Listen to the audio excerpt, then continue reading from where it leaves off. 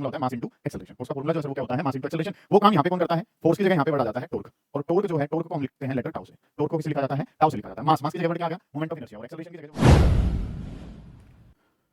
Class 11th का एक काफी इंपॉर्टेंट पोर्शन रोटेशनल मोशन। सवाल यहां से लगभग आपके 3 या 4 क्वेश्चन बन रहे होते हैं, जिनमें से 2 या 3 क्वेश्चंस जो हैं वो सीधे फॉर्मूला बेस्ड होते हैं, ठीक है। 1 या 2 क्वेश्चन का लेवल जो है वो कंपैरेटिवली टफर साइड चला जाता है, लेकिन जो क्वेश्चन फॉर्मूला बेस्ड है उनको आप बहुत आसानी से सोल्व कर सकते हैं। क्या क्या फॉर्मूलों पे क्वेश्चन होते हैं उसके बारे में जान लेते हैं। चलिए, तो क्वेश्चन जो है वो हमारे पास क्या है, यहाँ पे रोटेशनल मोशन जो चैप्टर है, रोटेशनल वाले चैप्टर में एक एनालॉजी जो है, हमने ट्रांसलेटरी मोशन पढ़ रखा है।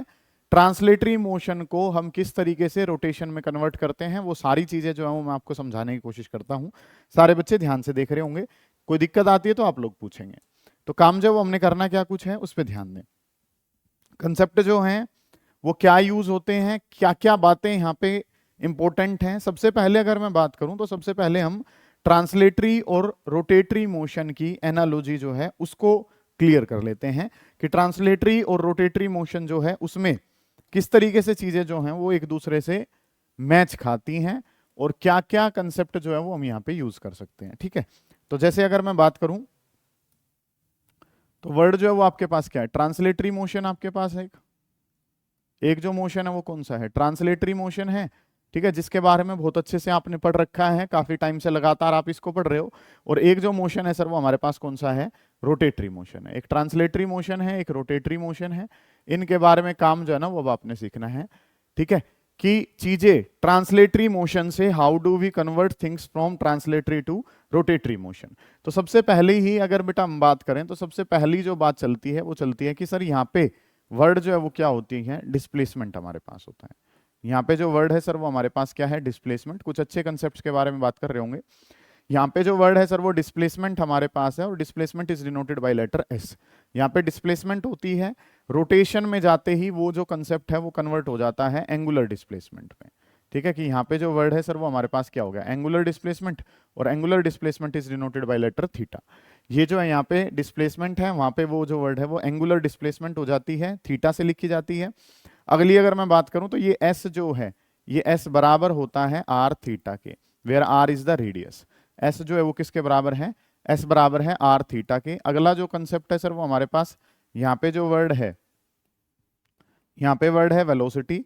वेलोसिटी को लिखा जाता है वी लेटर से, और वेलोसिटी जो वर्ड है वो यहाँ पे जाके बन जाती है एंगुलर वेलोसिटी, ठीक है। यहाँ पे जो वर्ड है वो क्या बन जाती है, एंगुलर वेलोसिटी बन जाती है। और एंगुलर वेलोसिटी अगर है तो एंगुलर वेलोसिटी जो है उसको ओमेगा से लिखा जाता है। एंगुलर वेलोसिटी है और एंगुलर वेलोसिटी को किससे लिखा जाता है, ओमेगा से। एक बात जो हमें पता है कि ये जो डिस्प्लेसमेंट है इसको मीटर में लिखते हैं, ये एंगुलर डिस्प्लेसमेंट है, और एंगुलर डिस्प्लेसमेंट अगर है तो एंगुलर डिस्प्लेसमेंट को हम रेडियन में लिखते हैं, ठीक है। यहाँ पे जो कंसेप्ट है वो हमारा किसका है, मीटर का, और वहां पे जो कंसेप्ट है वो किसका है, रेडियन का।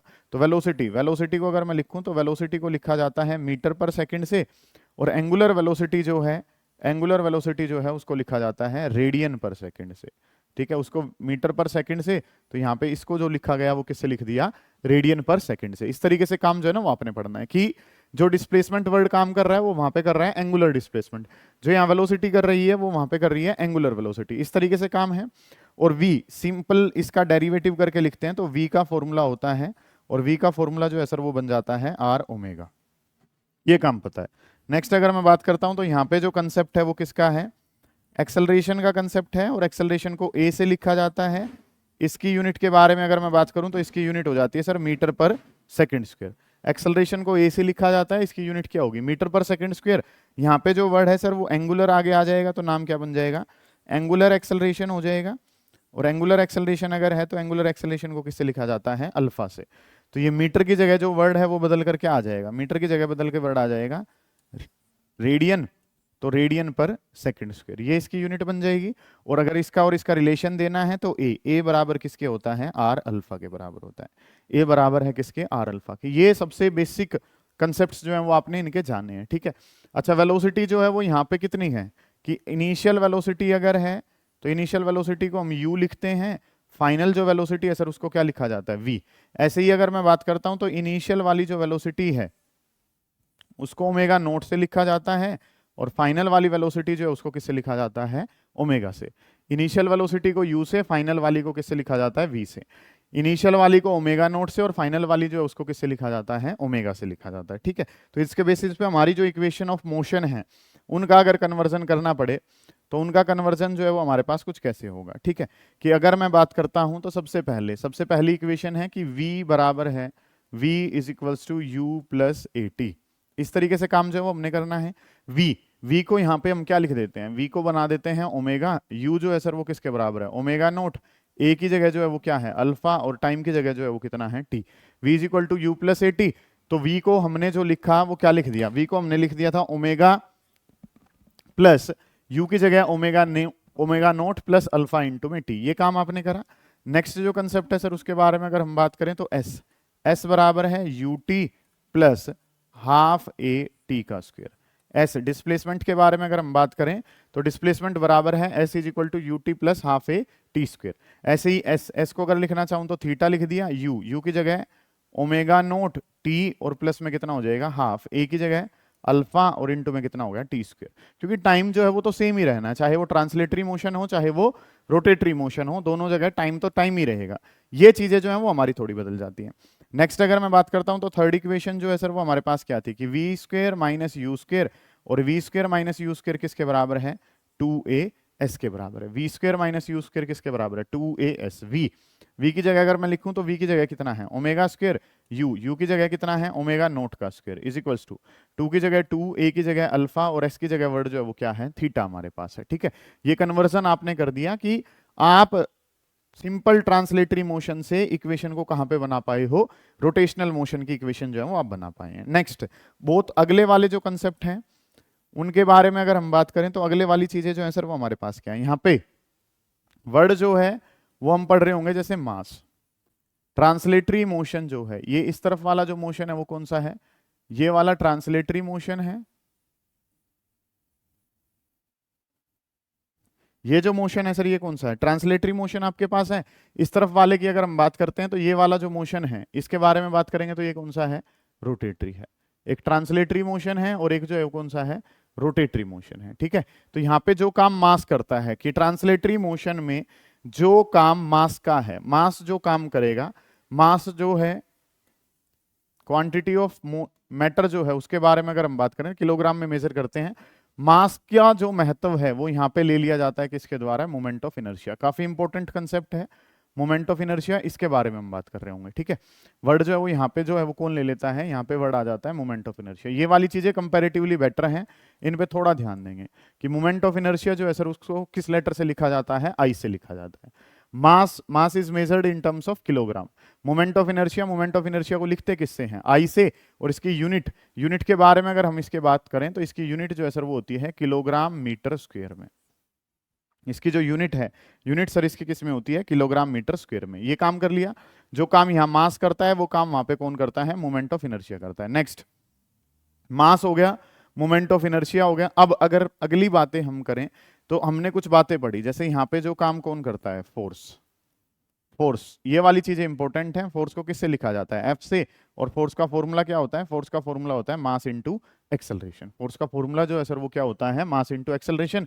वो काम यहाँ पे कौन करता है, फोर्स की जगह यहाँ पे वर्ड आ जाता है टॉर्क, और टॉर्क जो है, टॉर्क को हम लिखते हैं लेटर टाउ से। टॉर्क को किससे लिखा जाता है, टाउ से लिखा जाता है। मास की जगह वर्ड क्या आ गया, मोमेंट ऑफ इनर्शिया, और एक्सेलरेशन की जगह जो वर्ड था वो क्या था, अल्फा हमारे पास था। ठीक है, कि ये चीजें सीखनी है। फोर्स का फॉर्मूला क्या है, मास इनटू एक्सेलरेशन। मास की जगह वर्ड क्या है, आई, ए की जगह जो वर्ड है वो क्या है, अल्फा हमारे पास है। ठीक है, नेक्स्ट अगर मैं बात करता हूं तो अगला जो काम है, हमने यहाँ पे एक वर्ड पढ़ रखा होता है, that is your linear momentum. यहाँ पे एक कंसेप्ट पढ़ते हैं और वो वर्ड जो है वो हमारे पास क्या है, लीनियर मोमेंटम है। लीनियर मोमेंटम को किससे लिखते हैं, पी से, और पी का फॉर्मूला जो है सर वो क्या होता है, पी का फॉर्मूला है मास इनटू वेलोसिटी। पी जो है उसको मास इनटू वेलोसिटी कहते हैं।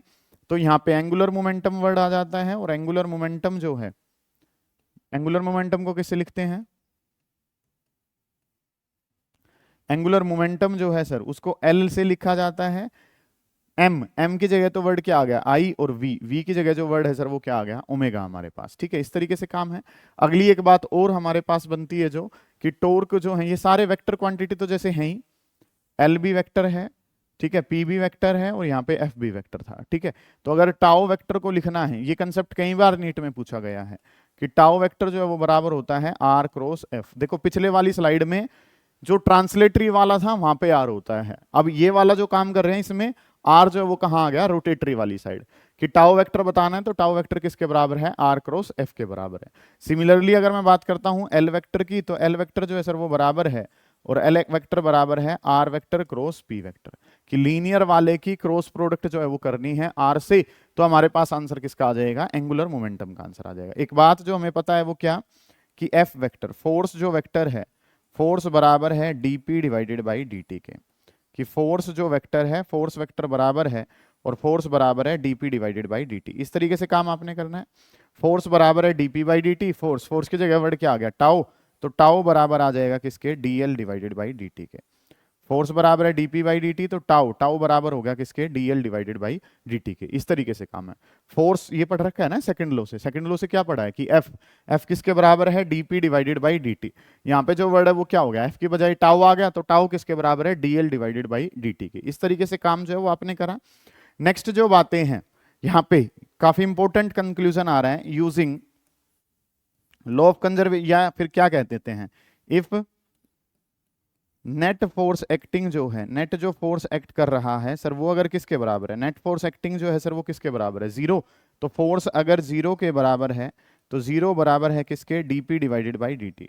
अब किसी भी चीज का डेरिवेटिव जीरो कब होता है, जो वो वैल्यू क्या रहती है, कांस्टेंट, तो पी जो है सर वो क्या बन जाएगा, कांस्टेंट बन जाएगा। पी जो है सर वो क्या हो जाएगा, कांस्टेंट हो जाए। इस तरीके से काम जो है ना वो आपने करना है कि एफ बराबर है डीपी बाई डी के, फोर्स, नेट फोर्स अगर जीरो है, किसी भी चीज का डेरिवेटिव जीरो कब होता है, जब वो क्वांटिटी कैसी होती है, कांस्टेंट। तो पी जो है वो क्या है, कांस्टेंट है, पी कांस्टेंट है, तो इसको क्या कहा जाता है, law of conservation of linear momentum, law of conservation of linear momentum, law of conservation of linear momentum. Linear momentum का कंजर्वेशन जो है वो जो वर्ड है ना वो हमारे पास है, ठीक है।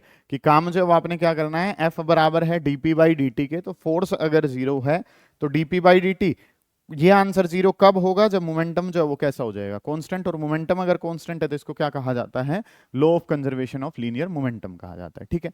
नेक्स्ट अगर मैं बात करता हूं इसी तरीके से कि if tau is equals to zero, ठीक है, अगर एक्सटर्नल टोर्क जो लग रहा है, ठीक है, इसका इस्तेमाल काफी करते हैं हम, एक्सटर्नल टोर्क जो है वो किसके बराबर है, जीरो। टोर्क अगर जीरो हो जाएगा तो जीरो इज इक्वल्स टू किसके बराबर है, जीरो बराबर है डीएल बाई डी के, और कोई भी चीज का डेरिवेटिव जीरो है तो इसका मतलब एल जो है सर वो यहाँ पे क्या हो गया, कांस्टेंट हो गया। और एल कांस्टेंट होने का मतलब एल, एल का मतलब क्या होता है, आई इंटू ओमेगा, तो आई ओमेगा जो है सर वो क्या रह जाएगा, कांस्टेंट रह जाएगा। इस तरीके से काम जो है ना वो अपने करना है कि एक्सटर्नल टोर्क अगर जीरो है तो डीएल बाई डी, तो एल जो है सर वो क्या हो गया, कांस्टेंट, और एल को हम क्या कहते हैं, आई इंटू ओमेगा कहते हैं, ठीक है। तो आई ओमेगा जो है वो कांस्टेंट हो गया। अब इसके बेसिस पे काम जो है ना वो थोड़ा सा सीखना है हमने, ठीक है, कि हमने यहाँ पे एक वर्ड जो है सर वो सीख लिया, और वो वर्ड क्या है, law of conservation of angular momentum. Word जो है वो क्या है, वर्ड है law of conservation of angular momentum, law of conservation of angular momentum. Angular momentum का कंजर्वेशन है, law of conservation of angular momentum. Angular momentum का conservation आपने पढ़ा, और एंगुलर मोमेंटम का कंजर्वेशन आपने क्या पढ़ा, कि अगर एक्सटर्नल टोर्क जो है वो कितना है, जीरो। टोर्क एक्सटर्नल जो है बाहर से जो टोर्क लग रहा है सर वो अगर किसके बराबर है, जीरो के बराबर है, तो टाउ, टाउ किसके बराबर है, टाउ बराबर है सर डीएल बाई डी के। और टाउ अगर जीरो है, टाउ को अगर जीरो कर दूं तो जीरो बराबर है किसके, डीएल डिवाइडेड बाई डी के। इस तरीके से कंसेप्ट आपके पास है कि एक्सटर्नल टोर्क जो है सर वो अगर जीरो है, एक्सटर्नल टोर्क जीरो है तो जीरो बराबर है किसके, डीएल बाई डी के। तो डीएल बाई डी जो है वो किसके बराबर हो गया, जीरो के। तो इसका मतलब क्या हो गया कि सर एल जो है, एल जो है वो क्या रहेगा, कांस्टेंट रहेगा। एल कांस्टेंट जो है वो हमने सीखा, तो इसको मैंने एल का फॉर्मूला बताया आपको कि एल का फॉर्मूला जो है सर वो क्या होता है, आई इंटू ओमेगा। तो आई इंटू ओमेगा जो है सर वो क्या रहेगा, कांस्टेंट रहेगा। आई ओमेगा अगर कांस्टेंट है तो इस बात पे अगर हम ध्यान दें तो चीजें जो है सर वो क्या कुछ बनेंगी, सुनिए ध्यान से। आई ओमेगा, आई और ओमेगा की जो मल्टीप्लाई है वो सर कैसी है, कांस्टेंट है, और आई ओमेगा की मल्टीप्लाई कांस्टेंट है, तो क्या हो जाएगा, I one omega one is equals to किसके बराबर है, आई टू ओमेगा टू के। I omega is equals to constant है, I omega is equal to constant है, इसका मतलब जितनी वो वैल्यू फर्स्ट पे है उतनी ही वो वैल्यू जो है वो कहाँ पे है, सेकंड पे। इस तरीके से काम कर लिया। ठीक है, इनिशियल और फाइनल वैल्यू सेम है, काफी इंपॉर्टेंट कंसेप्ट है। तो यहां से अगर बात करूंगा तो I one by I two is equal to किसके बराबर है, omega two divided by omega one. ठीक है, आई टू डिवाइडेड, ये I one by I two is equal to omega two divided by omega one. Omega two by omega one की बात करूं तो ओमेगा, ओमेगा क्या है, two pi divided by T. Omega को दोबारा से क्या लिखा, two pi divided by T. यहाँ पे बात करूंगा तो बेटा ओमेगा टू है तो टी टू, ओमेगा वन है तो क्या लिख लिया टी वन। टू पाई से टू पाई कट जाएगा, वैल्यू जो है सर वो बराबर आ गई, और वैल्यू बराबर आ गई T one divided by T two के। ये काम जो है ना वो हमारे पास बन गया कि काम जो है वो क्या हो गया, I one by I two, omega two by omega one और T one divided by T two. इस तरीके से काम जो है ना वो आपने कर लिया। क्या बना है कि I one divided by I two is equals to omega two divided by omega one is equals to T one divided by T two. इस तरीके से काम कर लिया। और अगर मैं इसके बारे में भी बात करूं तो मोमेंट ऑफ इनर्शिया जो है, इसको अगर लिखना चाहें तो इसको क्या लिख सकते हैं, M one R one square. ठीक है, क्योंकि मोमेंट ऑफ इनर्शिया का फॉर्मूला होता है एम आर का स्क्वेयर। तो सेकंड अगर है तो क्या बन जाएगा, ये बात जो है ना वो सबसे इंपॉर्टेंट है। मतलब अब तक के काम में जो सबसे इंपॉर्टेंट कोई बात बताई गई है वो ये है कि M one R one square M two R two square divided by ये I one by I two is equals to omega two divided by omega one is equals to T one divided by T two. ये concept जो है ना वो आपने सीखा है। Next अगली अगर मैं बात करता हूं इसके बेसिस पे, तो हमने एक वर्ड और पढ़ा, और वो वर्ड क्या था कि आई ओमेगा इज इक्वल्स टू किसके बराबर है, कॉन्स्टेंट के बराबर है। आई इंटू ओमेगा अगर कॉन्स्टेंट है, आई ओमेगा अगर कॉन्स्टेंट है तो यहाँ पे ओमेगा के बारे में अगर मैं बात करूं तो ओमेगा जो है सर वो क्या हो जाएगा, ओमेगा बराबर हो जाएगा कॉन्स्टेंट डिवाइडेड बाई आई के। कि आई ओमेगा जो है, आई ओमेगा कांस्टेंट है, और आई ओमेगा अगर कांस्टेंट है तो ओमेगा बताना है तो आई कहाँ आ जाएगा, डिवाइड में। कि किसी तरीके से अगर मोमेंट ऑफ इनर्शिया को कम कर दिया जाएगा तो ओमेगा एंगुलर वेलोसिटी जो है सर वो क्या कर जाएगी, इंक्रीज कर जाएगी। ठीक है, एंगुलर वेलोसिटी जो है वो इंक्रीज कर जाती है अगर मोमेंट ऑफ इनर्शिया को कम कर दें। तो अगर आप अपने मास को सेंटर से कहाँ ले जाते हैं, दूर ले जाते हैं, एक्सिस ऑफ रोटेशन से दूर ले जाते हैं, तो आर बढ़ जाता है। आर बढ़ने का मतलब मोमेंट ऑफ इनर्शिया बढ़ जाती है। मोमेंट ऑफ इनर्शिया बढ़ेगी, मोमेंट ऑफ इनर्शिया वन की ज्यादा है तो ओमेगा जो है वो क्या हो जाएगी, उसकी कम हो जाएगी। ठीक है, तो क्या होते हैं जो बैलेट डांसर वगैरह हैं वो अपने आप को कम एरिया में लाते हैं तो उनकी मोमेंट ऑफ इनर्शिया जो है वो क्या होगी, कम। रोटेशनल स्पीड जो है वो क्या कर जाती है, ज्यादा हो जाती है। सेम कंसेप्ट जो है वो हम अर्थ के लिए भी पढ़ रहे होते हैं। अर्थ के लिए क्या पढ़ते हैं सर हम, ये केपलर्स लॉ के बारे में भी एक्सप्लेनेशन हम यहां से दे देते हैं कि आपको क्या पता है, इस तरीके से इलिप्टिकल पाथ जो अवेलेबल है उसमें जब हम काम करते हैं तो चीजें जो है वो क्या होती हैं, ये इलिप्टिकल पाथ इस तरीके से हमारे पास अवेलेबल है। ठीक है, यहाँ पे जो है वो सन अवेलेबल है, ये सन हो गया। ठीक है, अब काम जो है वो क्या कर रहा है सर कि एक बार जो प्लेनेट है वो प्लेनेट है यहाँ पे, ठीक है, और एक बार जो प्लेनेट है वो मान लिया यहाँ पे। ठीक है, अब काम जो वो क्या करना है, इस टाइम पे अगर मैं बात करता हूँ कि प्लेनेट जो है या अर्थ जो है, अर्थ एक बार यहाँ पे E1 वाली पोजीशन पे है, और एक बार जो अर्थ है वो इस E2 वाली पोजीशन पे। तो इस वाली पोजीशन को, इस रेडियस को नाम R1 दे देते हैं, इस वाली रेडियस को नाम क्या दे दिया, R2 नाम दे दिया। ठीक है, अब हमें क्या पता है sir, clearly from the figure हम ये देख पा रहे हैं कि चीजें जो वो क्या कुछ है क्लियरली, कि R1 जो है वो ग्रेटर देन R2। R1 बड़ा है किसके कंपैरिजन में, R2 के कंपैरिजन में। ये डिस्टेंस बड़ा है, जहां डिस्टेंस बड़ा होगा सर वहां मोमेंट ऑफ इनर्शिया भी क्या रहेगी, ज्यादा। I2 से ये बड़ा हो गया, इस तरीके से काम चल गया। अगला जो काम पता है सर वो हमें क्या पता है, जहां मोमेंट ऑफ इनर्शिया ज्यादा होगी वहां एंगुलर स्पीड कम होगी, तो ओमेगा 2 ज्यादा है। यही बात जो है वो केपलर लॉ है कि angular speed is more, angular speed ज्यादा है, angular speed of planet, planet की एंगुलर स्पीड ज्यादा है, angular speed of planet is more, angular speed of planet is more when it is closer to sun, when it is closer to sun, जब sun के पास है, when it is closer to sun, जब sun के पास है उस time पे हमारी एंगुलर स्पीड जो है सर वो क्या होती है, अर्थ की एंगुलर स्पीड ज्यादा है उस समय पे। ठीक है, कि R2 अगर ज्यादा है, ठीक है, मतलब कि जहां पे रेडियस कम है, जहां रेडियस कम है वहां मोमेंट ऑफ इनर्शिया भी कम है, वहां पे एंगुलर स्पीड जो है वो क्या हो जाती है, ज्यादा। ये वाला कंसेप्ट जो है ना वो आपने सीखा है, इसके बेसिस पे काम जो है वो हम करेंगे। नेक्स्ट अगली अगर बात करूं तो अगली जो चीजें हैं सर वो हमने क्या पढ़ ली, इस तरीके से काम कर लिया। फिर जो वर्ड आता है वो आता है एनर्जी से रिलेटेड। ठीक है, नेक्स्ट जो कंसेप्ट है सर वो हमारा किसका है, एनर्जीज का कंसेप्ट है। कि यहाँ पे अगर हम काइनेटिक एनर्जी की बात करें, नॉर्मली काइनेटिक एनर्जी की अगर हम बात करते हैं तो फॉर्मूला क्या होता है, हाफ एम वी स्क्वेयर। ये फॉर्मूला हमने पढ़ रखा है कि काइनेटिक एनर्जी बराबर है हाफ एम वी स्क्वेयर के। तो काइनेटिक एनर्जी जो है उसको ई के से अगर मैं लिख दूं तो ये क्या बन जाएगा, हाफ एम वी का स्क्वेयर।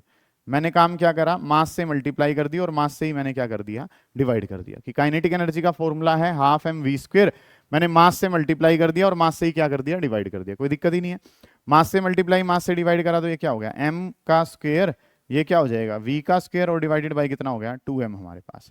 इसको अगर लिखते हैं तो ये चीज क्या बन जाएगी, इसको लिखेंगे तो mv का होल स्क्वायर और डिवाइडेड बाय कितना हो गया 2m।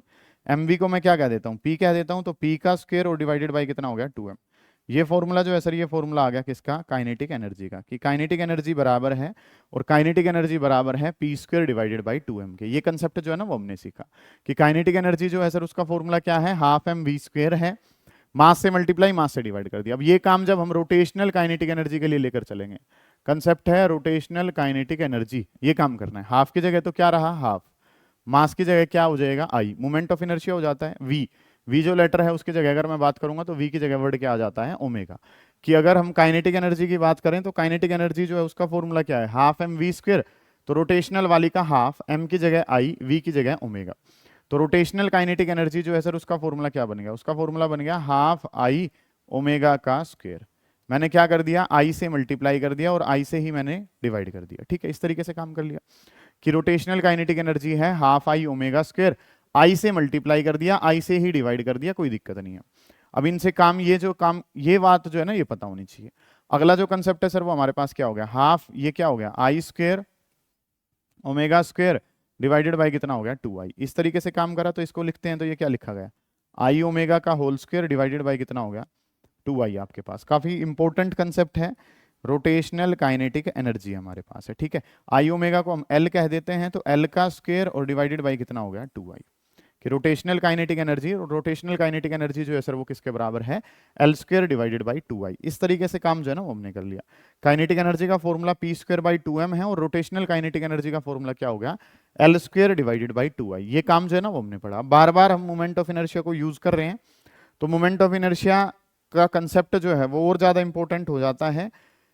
कब, सुने ध्यान से कि यहाँ पे अगर मैं बात करूं कोई भी एक ये एक्सिस ऑफ रोटेशन है, मैं मोमेंट ऑफ इनर्शिया के बारे में अगर बात करना चाहूं तो हम पढ़ना चाहते हैं सर मोमेंट ऑफ इनर्शिया को, और इसके अगले कंसेप्ट्स जो हैं उनके बारे में भी हम बात करेंगे। मोमेंट ऑफ इनर्शिया के बारे में अगर हम बात करें तो इस तरीके से कोई भी एक ये बॉडी हमारे पास है, इस बॉडी का ये जो है ये एक्सिस ऑफ रोटेशन है, एक बॉडी है ये उसका एक्सिस ऑफ रोटेशन है। यहाँ पे एक ऑब्जेक्ट है जिसका मास कितना है m1, और उसका एक्सिस से जो ये परपेंडिकुलर डिस्टेंस है सर वो किसके बराबर है r1। ये वाला जो पॉइंट है सर इसका मास जो है वो कितना है m2, इसका एक्सिस ऑफ रोटेशन से जो डिस्टेंस है सर वो किसके बराबर है r2 के। फिर एक डिस्टेंस जो है सर वो हमारे पास नाम क्या है m3, और उसका एक्सिस ऑफ रोटेशन से जो डिस्टेंस है वो कितना है r3। ठीक है, ऐसे ही जो है कोई mn है, और इसका एक्सिस ऑफ रोटेशन से जो डिस्टेंस है सर वो किसके बराबर है, आर एन के बराबर। मल्टीपल मासेस हमें दिखा रखे हैं, तो हमने मोमेंट ऑफ इनर्शिया जो बतानी है, बिल्कुल बेसिक सा कंसेप्ट, स्केलर क्वांटिटी है। और यहाँ पे अगर हम बात करें तो काम जो वो क्या करना है कि m1 इसका एक्सिस ऑफ रोटेशन से डिस्टेंस का square, m1 r1 square plus ये क्या हो जाएगा m2 r2 का स्क्वायर प्लस m3 r3 का square plus plus plus M N R N का स्क्वायर। इस तरीके से काम जो है ना सर वो हमारे पास है। ठीक है, ये फॉर्मूला करना है कि मोमेंट ऑफ इनर्शिया के बारे में अगर बात करूं तो मोमेंट ऑफ इनर्शिया का फॉर्मूला क्या होगा sir, m1 r1 square m2 r2 square m3 r3 square mn rn का स्क्वायर। ये काम जो है ना सर वो हमारे पास क्या कहलाता है, मोमेंट ऑफ इनर्शिया।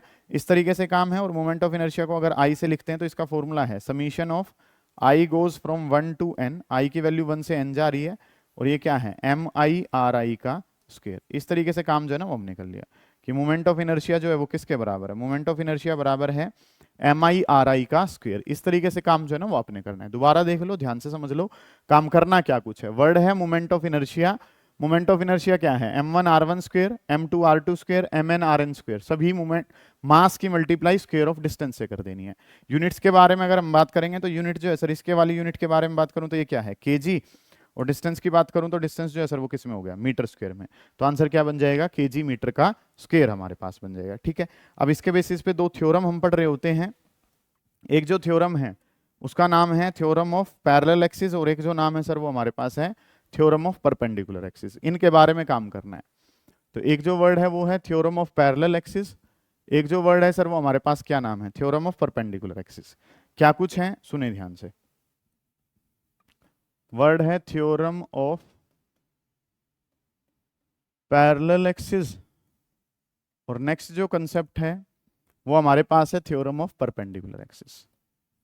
ठीक है, कि एक पैरेलल एक्सिस के अबाउट मोमेंट ऑफ इनर्शिया क्या होगा, और नेक्स्ट जो वर्ड है सर वो हमारे पास क्या, कि एक परपेंडिकुलर एक्सिस के अबाउट मोमेंट ऑफ इनर्शिया क्या होगा। What will be the moment of inertia about an parallel axis, what will be moment of inertia about a perpendicular axis. ये काम जो है ना वो हमने करना है। तो इस तरीके से चीजें जो है वो आपके पास हैं, कि कोई भी ये बॉडी जो है वो आपके पास है इस तरीके से। अगला जो कंसेप्ट है सर वो हमारे पास क्या है, कि ये एक्सिस ऑफ रोटेशन है और ये इस तरीके से काम है। ठीक है, तो काम जो है वो हमने क्या करना है यहाँ पे, कि ये बॉडी है, इसका ये एक्सिस ऑफ रोटेशन हमारे पास है। मान लो ये एक्सिस ऑफ रोटेशन जो, इसको नाम क्या दे दिया, ए बी नाम दे दिया, कि ये जो नाम है सर ये क्या हो गया, A B. Moment of inertia बताना है किसी एक्सिस के अबाउट जिसका नाम क्या है, सी डी। सी डी की खास बात क्या है, सी डी की खास बात है कि ये रोटेशनल एक्सिस के पैरेलल है। ठीक है, हमें मोमेंट ऑफ इनर्शिया किसके अबाउट पता है, ए बी के अबाउट। हमें मोमेंट ऑफ इनर्शिया बताना किसके अबाउट है, सी डी के अबाउट। सी डी की खास बात क्या है कि सी डी इसके पैरेलल है। सी डी इसके पैरेलल है तो moment of inertia of C D axis, C D axis की बात करूंगा तो moment of inertia about A B plus body का मास कितना है m, और इनटू में स्क्वायर ऑफ डिस्टेंस। इन दोनों के बीच में डिस्टेंस जो है वो कितना है, h के बराबर है। स्क्वायर ऑफ डिस्टेंस करूंगा तो h का स्क्वायर। तो moment of inertia about C D axis, हम मोमेंट ऑफ इनर्शिया बताना चाहते हैं एक एक्सिस के अबाउट, और वो जो एक्सिस है वो पैरेलल है। किसके पैरेलल है, वो पैरेलल है रोटेशनल एक्सिस के। रोटेशनल एक्सिस के अगर वो पैरेलल है तो moment of inertia C D के अबाउट बताना है तो वो क्या होगा, ए बी का moment of inertia mass multiply by square of the distance, A B plus M H का स्क्वायर। ये काम जो है ना वो हमने करना है। ये पैरेलल एक्सिस के अबाउट मोमेंट ऑफ इनर्शिया जो है ना उसका फॉर्मूला आ जाएगा। इसी तरीके से एक बॉडी जो है ये हमारे पास है। अब की बार एक बॉडी अगर इस तरीके से, ये बॉडी हमारे पास है तो दो एक्सिस में तो ये रखी है, दो परपेंडिकुलर प्लेन तो इसके ऊपर ही होंगे। जैसे कि मान लेते हैं कि ये वाला जो एक्सिस है इसको क्या नाम दे दिया, एक्स एक्सिस। यहाँ पे मोमेंट ऑफ इनर्शिया जो ये किसके अबाउट है, वाई एक्सिस के अबाउट है। कि moment of inertia about x axis और वाई एक्सिस के अबाउट पता है, मैं जेड एक्सिस के अबाउट बताना चाहता हूँ। और जेड एक्सिस के अबाउट अगर मोमेंट ऑफ इनर्शिया बताना है जो इन दोनों के परपेंडिकुलर है, मोमेंट ऑफ इनर्शिया इन दोनों एक्सिस के अबाउट जो पता है और इन पे परपेंडिकुलर के अबाउट अगर बताना है तो सर वो बराबर होता है आई एक्स प्लस आई वाई। इस तरीके से काम जो है ना सर वो हमारे पास है, कि मोमेंट ऑफ इनर्शिया जो है इस तरीके से काम जो है वो हमने करना है। दोनों के बेसिस पे अगर छोटी सी बात मैं बताऊं, इन पे एक एक क्वेश्चन अगर हम लगाएं कि ये जो है ये बॉडी जो है ये कहाँ थी, एक्स और वाई में थी। ठीक है, हमें किसके अबाउट बताना है, जेड। जेड की खास बात क्या है कि वो परपेंडिकुलर टू द प्लेन है। तो परपेंडिकुलर टू द प्लेन वाला जो एक्सिस है उसका मोमेंट ऑफ इनर्शिया इन दोनों के सम के बराबर होगा। जिसके बेसिस पे अगर क्वेश्चन हम करना चाहें तो वो क्वेश्चंस जो हैं वो कुछ कैसे लगेंगे, उस पर अगर हम ध्यान लगाएंगे तो काम जो है वो हमें क्या पता है। मान लो एक सर्कुलर बॉडी जो है ये इस तरीके से, एक रिंग जो है वो मुझे पता है। ठीक है, और रिंग में अगर हम बात करें, पहले इस वाले एक्सिस पे चलते हैं। ठीक है, कि काम जो है ये एक रिंग हमें पता है, इस रिंग का मास जो है सर वो कितना पता है m, और इसकी रेडियस जो है वो कितनी है r। हमें क्या पता होता है, हमें ये पता होता है कि एक रिंग जो है, रिंग का moment of inertia Z axis के अबाउट वो पता होना चाहिए, और वो पता होता है किसका, जेड एक्सिस के अबाउट कितना होता है, एम आर का स्क्वायर होता है। कि जेड एक्सिस के अबाउट मोमेंट ऑफ इनर्शिया एक रिंग का किसके बराबर है, एम आर का स्क्वायर। तो अगर मैं इसके डायमीटर के अबाउट आंसर निकालना चाहता हूँ, चाहे डायमीटर वो जो है वो कहाँ हो, वाई एक्सिस में हो, चाहे वो डायमीटर जो है वो कहाँ हो, एक्स एक्सिस में, इनके अबाउट मोमेंट ऑफ इनर्शिया अगर मैं बताना चाहता हूँ तो इनके about moment of inertia sir कैसे निकालेंगे, कि ये जो है सर ये क्या हो गया, एक्स एक्सिस, और ये वाला जो है ये क्या हो गया, वाई एक्सिस। अभी आपने क्या पढ़ा है, थोड़ी देर पहले ही आपने थ्योरम ऑफ परपेंडिकुलर एक्सिस पढ़ी है, कि आई जेड जो है, आई जेड जो है वो किसके बराबर है, आई जेड बराबर होगा आई एक्स प्लस कितना, आई वाई के। कि आई जेड जो है, आई जेड बराबर है किसके, आई एक्स प्लस आई वाई के। जेड वाला मोमेंट ऑफ इनर्शिया जो है सर वो किसके बराबर है, जेड वाला आंसर जो है वो बराबर है एम आर का स्क्वायर। एक्स वाला तो एक्स के अबाउट था ही, वाई वाला आंसर जो है सर वो भी किसके बराबर ही हो जाएगा, एक्स के बराबर ही हो जाएगा। वाई वाला जो आंसर है सर वो भी किसके बराबर हो जाएगा, एक्स के बराबर। जेड वाला तो जेड के अबाउट था ही, वाई और एक्स वाले जो है वो क्या हो गए, दोनों बराबर हैं क्योंकि सिमेट्रिकल फिगर है। तो ये आंसर जो है क्या बन गया, एम आर का स्क्वायर इज इक्वल टू किसके बराबर है, 2 के। तो आई एक्स अगर मुझे बताना है, तो आई एक्स बताना है तो वो क्या हो जाएगा, एम आर स्क्वायर और डिवाइडेड बाई कितना हो जाएगा, 2। कि अगर मैं moment of inertia X axis के अबाउट बताता हूं तो एक्स एक्सिस के अबाउट मोमेंट ऑफ इनर्शिया जो है वो किसके बराबर होगा, M R square divided by 2 के।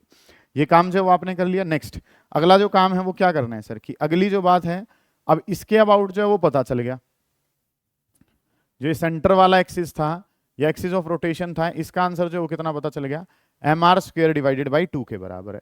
एम आर स्क्वायर बाई 2 के अबाउट मोमेंट ऑफ इनर्शिया पता है, और काम जो है सर वो हमने क्या करना है, इस तरीके से इस एक्सिस के अबाउट बताना है जो इस वाले के पैरेलल थे। ठीक है, मान लो इसको नाम क्या दे दिया, इसको नाम दे दिया A B axis. A B के अबाउट पता है और मैं बताना चाहता हूं, किसके अबाउट बताना चाहता हूं, सी डी के अबाउट, कि moment of inertia about C D axis के अबाउट मोमेंट ऑफ इनर्शिया क्या होगा। तो क्या होगा, जो आपको सेंटर वाला पता है, वो सेंटर वाला एक्सिस क्या है, A B plus mass multiply by square of distance between them. Distance जो है इनके बीच में कितना है, h, तो m इंटू एच का स्क्वायर। ये काम जो है ना वो करना है कि मुझे मोमेंट ऑफ इनर्शिया बताना है एक एक्सिस के अबाउट, उस एक्सिस का नाम क्या है, C D axis. C D के अबाउट बताना है तो क्या होगा, ए बी वाला प्लस एम एच का स्क्वायर। ये काम हमने कर लिया। ए बी वाले की बात करता हूं तो ए बी वाले का आंसर कितना है, M R square divided by 2 plus m की जगह m और h के बारे में बात करूंगा तो ये डिस्टेंस जो है सर वो किसके बराबर है, r के बराबर। तो ये क्या हो गया, एम आर का square. M R square by 2 plus M R square किसके बराबर हो जाएगा, 3/2 M R square. These are the theorems. ठीक है, ये थ्योरम है जिनके बेसिस पे काम आपने करना है। ये चीजें जो है ना वो आपने करनी है। ठीक है, इस बात पे आप ध्यान देंगे कि वर्ड एक क्या था, थ्योरम ऑफ पैरेलल एक्सिस, कि एक एक्सिस ऑफ रोटेशन है, उसके पैरेलल कोई भी एक्सिस पे moment of inertia, this is how you can find out.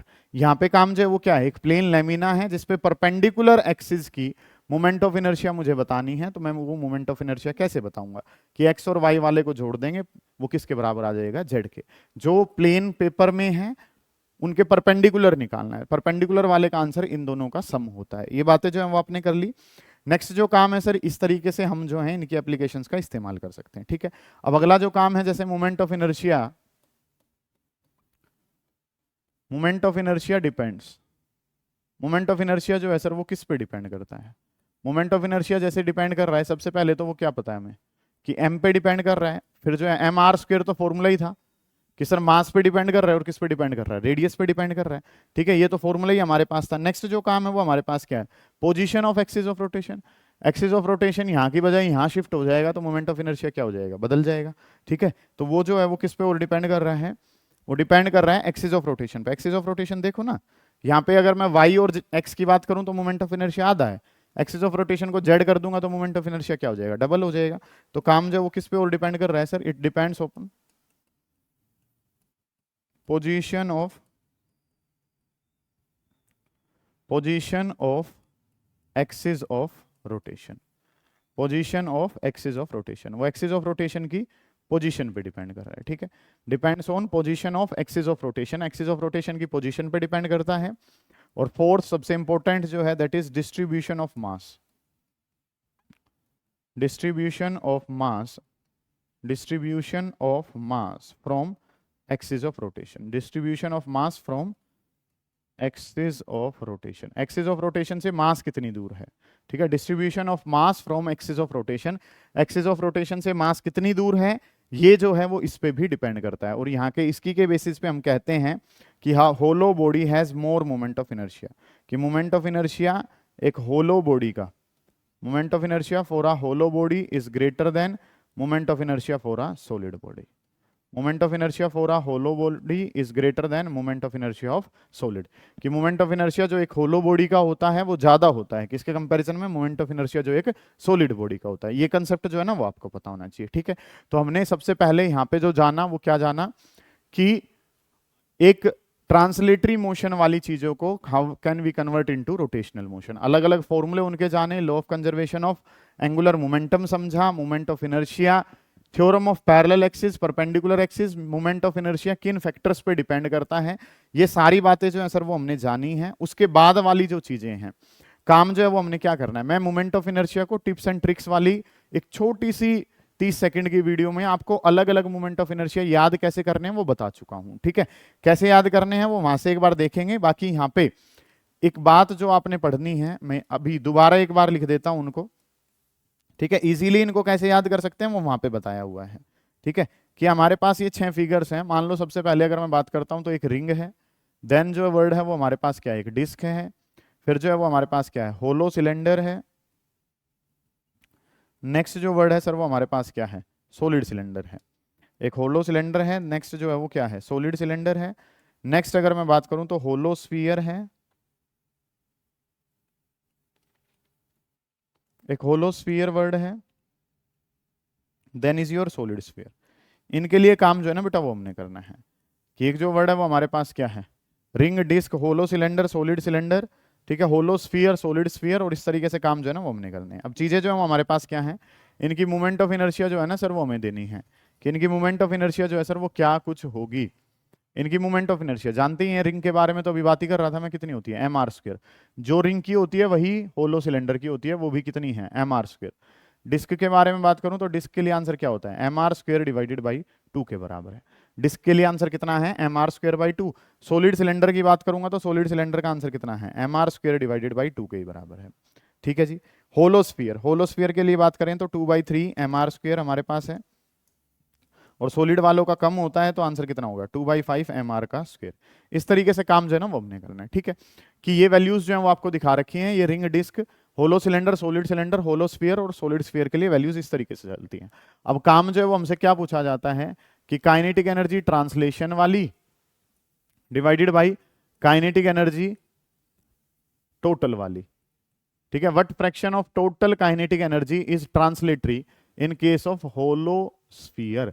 एक होलो स्फीयर में, ठीक है, एक होलो स्फीयर के लिए काइनेटिक एनर्जी जो है उनका रेशियो क्या जाएगा, ट्रांसलेटरी और टोटल का। ये काम जो है ना वो अपने करना है कि what fraction of kinetic energy is translatory in case of a hollow sphere. Hollow sphere में ट्रांसलेटरी और टोटल की बात करनी है। अब ट्रांसलेटरी तो ट्रांसलेटरी है ही, काइनेटिक एनर्जी ट्रांसलेटरी वाली डिवाइडेड बाई, इसके बारे में टोटल की बात करूं तो टोटल में कौन कौन है, टोटल में एक रोटेटरी वाली है और प्लस में कौन सी है, ट्रांसलेटरी वाली। इस तरीके से काम हमने करना है। ये चीजें जो है ना सर वो हमारे पास है कि काइनेटिक एनर्जी ट्रांसलेटरी वाली डिवाइडेड बाई टोटल वाली, टोटल वाली में रोटेटरी है और दोबारा से कौन सी है, ट्रांसलेटरी हमारे पास है। ट्रांसलेटरी के बारे में अगर मैं बात करूं तो ट्रांसलेटरी वाला आंसर कितना है, हाफ एम वी का स्क्वायर है डिवाइडेड बाई। रोटेटरी वाली की बात करूं तो रोटेटरी का आंसर क्या होता है, हाफ आई ओमेगा का स्क्वायर। दोबारा से ट्रांसलेटरी है तो ट्रांसलेटरी का दोबारा से आंसर क्या हो गया, हाफ एम वी का स्क्वायर। समझते हो आप इतने काम को कि काइनेटिक एनर्जीज के बारे में अगर हम बात करें तो काइनेटिक एनर्जी ट्रांसलेटरी वाली half M V square, rotatory वाली half I omega square, translatory वाली दोबारा से कितनी है, half M V square. Half जो है सर वो सारों से कैंसिल हो जाएगा, ये वैल्यू जो है वो कितनी है, एम वी का स्क्वायर डिवाइडेड बाई आई। होलोस्फीयर, होलोस्फीयर के लिए आई की वैल्यू कितनी है, 2/3 एम आर का स्क्वायर हमारे पास है। ठीक है, ये काम कर लिया। इनटू में कितना है, ओमेगा स्क्वायर, प्लस ये वैल्यू जो है वो तो क्या ही रहेगी, हाँ एम वी का स्क्वायर हमारे पास रहेगा। इस तरीके से काम हो गया। आर ओमेगा का स्क्वायर हमारे पास है तो इसको हम वी कह देते हैं, तो ये वैल्यू कितनी हो जाएगी, M V square divided by, इसको कहूं तो 2/3 एम वी का स्क्वायर और प्लस में कितना, एम वी का स्क्वायर। एम वी स्क्वायर जो है सर वो हमारे सारे क्या हो जाएंगे, कैंसिल आउट हो जाएंगे। ये क्या हो गया, 1 डिवाइडेड बाई 2/3 और प्लस में कितना हो गया, 1 हमारे पास। इस तरीके से काम है। इसको 1 लिखा, 2/3 प्लस 1 करूंगा तो कितना हो गया, 5/3, 5/3 का उल्टा करूंगा तो कितना, 3/5। परसेंटेज में जाना है तो 100 से मल्टीप्लाई कर देंगे, 100 से मल्टीप्लाई करेंगे तो आंसर 20 से कैंसिल होकर कितना आ गया, 60%। इस तरीके से काम जो है ना सर वो हमने करना है। ठीक है, कि चीजें जो है वो ये आपने चलानी है कि ring, disc, hollow cylinder, solid cylinder, hollow sphere और सॉलिड स्फीयर, ये काम आपने करने हैं। ये वैल्यूज पता है। You have to find out ratio of kinetic energy rotational to the kinetic energy total. Translational वाली तो ट्रांसलेशन है ही, टोटल में कौन है, रोटेशन भी है और ट्रांसलेटरी भी है। रोटेशन वाली का फॉर्मूला बताया था हाफ आई ओमेगा स्क्वायर। अब आई पता होना चाहिए किसके लिए, होलोस्फीयर के लिए। होलोस्फीयर के लिए आई की वैल्यू जो है वो हमें पता है। इन वैल्यूज को जब हम पुट करते हैं तो इस तरीके से काम जो है ना सर वो हमारे पास बन जाता है। ये वैल्यूज जो है सर वो हमें पता है। ठीक है, इस तरीके से काम जो है वो हमने चला लिया। ठीक है, सेम क्वेश्चन एक बार करके दिखाएंगे। लिखो, find fraction of total kinetic energy, find fraction of total kinetic energy is rotatory in case of uh, किसके केस में कर लो, सॉलिड सिलेंडर के केस में कर दो।